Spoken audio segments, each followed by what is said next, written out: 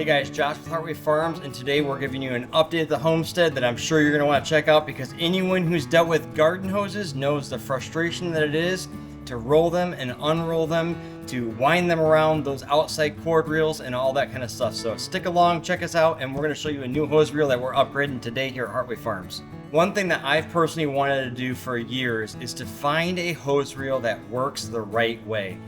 You've got those plastic ones on the ground that scoot all over and get, stuff shoved into them from the ground. You've got the ones that you pull and wrap around the house and they hang off the side of your house. But I found this product here on Amazon. It's a hose reel that's retractable and it has the auto rewind on it from Glahoden. We're gonna unbox it and show you what it's all about today. So here we go.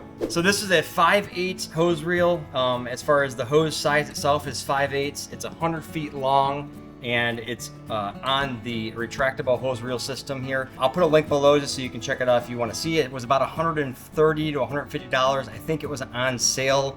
At one point in time, I picked it up for like $125. So by the time you buy a hose and you get a hose mount and all that kind of stuff, you're going to be at that cost range anyhow for a 100-foot length of hose. You're talking a couple, you're anywhere from $45 to $55, $60 for a decent hose, and then for some type of mounting structure. So it wasn't like it was super over budget or out of the range for coming up with a solution. So let's go ahead and unbox it and see what this thing's all about. So inside right away, you've got the owner's manual / setup there. You've got looks like a included nozzle, and it looks like it's a bale type nozzle.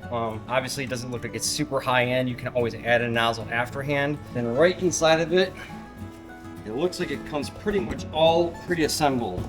So kind of like you have a retractable air compressor hose reel or a power cord, this would be the same type of thing. It's just using the same principle for it. And then the last piece, it looks like inside is the actual wall mount that you're going to put on there. So it's got the main hose that's sit right in here, and just out and click type of system here. You can click into place, and then when you want it to go back, you just pull a little bit and it rides back in. Looks like it has an adjustable stop on it, so if you want more or less hose hanging out, you can do that. And then in the back here, we have another piece of the hose, and that is the portion that connects into your hose bib or your hose connection from your source. So looks like it's right around six feet long, give or take. So that's going to make a difference on like how low or how high you mount it in reference to your hose bib. And then they do send out, it looks like, some thread tape if you need to use it, or some of the hose washers, and then the actual mounting hardware. Kind of all in one. It's got a nice handle on it here. Looks like it's got the pin that you're going to pull on and off. I'm planning on leaving this up during the season and then probably putting a spot in the basement. Just undo it from the hose, pop the pin out, and then go ahead and take the whole thing in and store it inside so you can protect it so it doesn't blow up and have freeze issues during the winter time. So that is nice that it's all kind of incorporated into one unit that you can just pick up and winterize by undoing it from the hose bib. So let's get this out on the side of our pole barn where we're going to put it. We're going to install it and get it up and functioning for us so that we can use it for the remainder of this summer into the fall. One more thing before we go outside and install this thing is you want to make sure that you have good backing. So whether you're using like a 4x4 post or you're using something on your structure, we have some of the cross members and some other treated lumber that we have on the back for backing on the other side of our steel barn here. So our pole barn has enough backing on it in the spot that I've picked. It's close to our hose bib, and we're gonna get this thing mounted outside here so you can come along and see how we get this thing up and running and functioning, hopefully in a couple minutes here.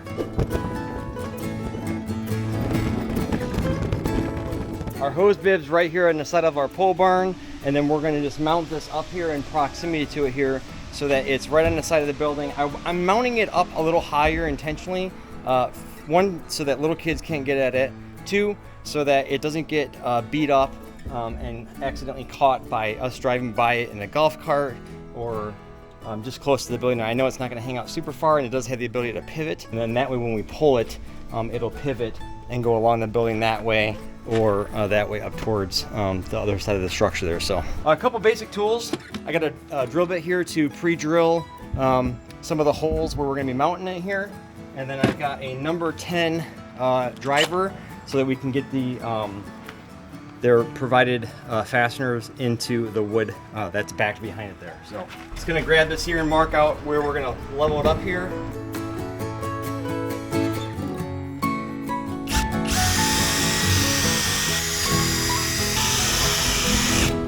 It does have an indicator on here which side is up, so you want to make sure you take care to pay attention to that.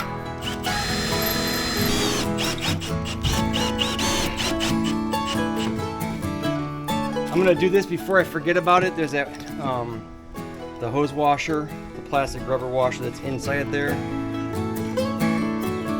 I'm gonna grab it by the handle, pull the pin out.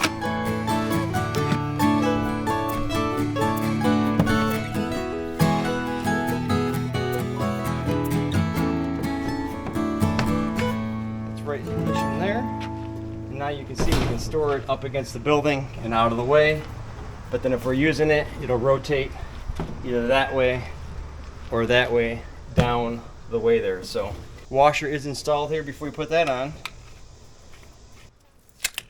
So they're just saying to make sure you hold the end of it while retracting the hose and that you don't just like let it go and zip back there, because otherwise it'll probably mess up the way that the reel works in there in the spindle. Just so you guys know for reference, this bit that I used on here, I think it's a 9/16 bit, just so you know, for my pre-tap drill hole.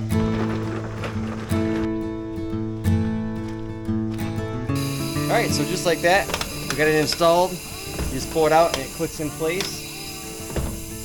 And there we go. Water is flowing. We are not leaking it all down here. Got a good pressure coming out of there. A lot of people ask about that, if it gets kinked up at all. See, it's got a good flow coming out of there. So yeah, we're gonna pull it out here, let you see what it looks like when it comes retracted and how it deploys in there. So like I said, you just give it a couple pulls there and you can hear it kind of click in place, and it's wanting to stop and hold its position where we have it there, which is nice. And then up back there. So we'll probably shorten our stopper up just a little bit so it's not hanging so low. Once again, the reason I put this up out of the way, so it doesn't get hit by the car moving in and out of here, or the golf cart. All right, so to adjust the stopper, you just need a Phillips head screwdriver. For those who don't know what a Phillips head screwdriver is, it is the plus, it's not the minus, it's the plus screwdriver. But I'm gonna pull it out so I have some room to work here. And we're just gonna loosen up the Phillips head inside of here. We're gonna pull this down into place. There's a little screw on each side that you kind of equally release the pressure from it.